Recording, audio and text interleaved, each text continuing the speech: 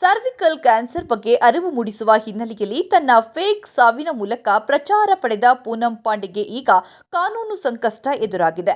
ನಟಿ ಮತ್ತು ಆಕೆಯ ಮಾಜಿ ಪತಿ ಸ್ಯಾಮ್ ಬಾಂಬೆ ವಿರುದ್ಧ 100 ಕೋಟಿ ರೂಪಾಯಿ ಮಾನನಷ್ಟ ಮೊಕದ್ದಮೆ ದಾಖಲಿಸಲಾಗಿದೆ. ಫೈಜಾನ್ ಅನ್ಸಾರಿ ಎಂಬುವವರು ಪ್ರಕರಣವನ್ನು ದಾಖಲಿಸಿದ್ದಾರೆ. ಪೂನಂ ಪಾಂಡೆ ಅವರು ಕ್ಯಾನ್ಸರ್ ಕಾಯಿಲೆಯ ಗಂಭೀರತೆಯನ್ನು ಕ್ಷುಲ್ಲಕಗೊಳಿಸಿದ್ದಾರೆ, ಲಕ್ಷಾಂತರ ಜನರ ಭಾವನೆಗಳ ಜೊತೆಗೆ ಚೆಲ್ಲಾಟವಾಡಿದ್ದಾರೆ ಎಂದು ಅವರು ಆರೋಪಿಸಿದ್ದಾರೆ.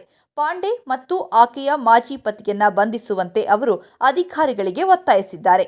ಅನ್ಸಾರಿ ಅವರು ಕಾನ್ಪುರ ಪೊಲೀಸ್ ಕಮಿಷನರ್ ಮುಂದೆಯೂ ಎಫ್ಐಆರ್ ದಾಖಲಿಸಿದ್ದಾರೆ. ಪೂನಂ ಪಾಂಡೆ ಮತ್ತು ಆಕೆಯ ಮಾಜಿ ಪತಿ ಸ್ಯಾಮ್ ಬಾಂಬೆ ಅವರು ಕ್ಯಾನ್ಸರ್ನಂತಹ ಗಂಭೀರ ಕಾಯಿಲೆಯನ್ನ ಅಪಹಾಸ್ಯ ಮಾಡಿ ಫೇಕ್ ಸಾವಿನ ಸಂಚು ರೂಪಿಸಿದ್ದಾರೆ. ಪೂನಂ ಪಾಂಡೆ ತನ್ನ ವೈಯಕ್ತಿಕ ಪ್ರಚಾರಕ್ಕಾಗಿ ಈ ಸಾಹಸವನ್ನು ಆಯೋಜಿಸಿದ್ದಾಳೆ. ಲಕ್ಷಾಂತರ ಭಾರತೀಯರು ಮತ್ತು ಇಡೀ ಬಾಲಿವುಡ್ ಉದ್ಯಮದ ನಂಬಿಕೆಗೆ ದ್ರೋಹ ಬಗೆದಿದ್ದಾರೆ ಎಂದು ಎಫ್ಐಆರ್ನಲ್ಲಿ ತಿಳಿಸಿದೆ.